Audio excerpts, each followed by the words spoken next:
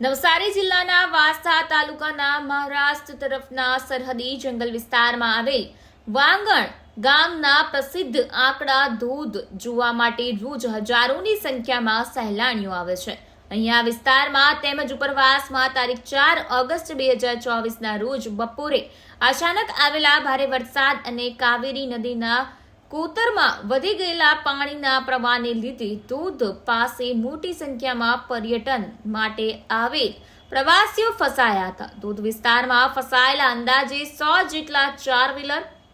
120 જેટલા 2 વ્હીલર વાહનો સહિત 1 થી 2 વર્ષના નાના બાળકો અને 70 થી 75 વર્ષના સિનિયર સિટીઝન સહિત સુરત અને આજુબાજુના વિસ્તારના અંદાજે 120 જેટલા સહેલાણીઓને વાંસદા પોલીસના સિનિયર પીએસઆઈ જેવી ચાવડાએ સ્થળ ઉપર હાજર રહી આ કામગીરીમાં સાથ આપ્યો હતો ને વાંસદા પોલીસ ટીમે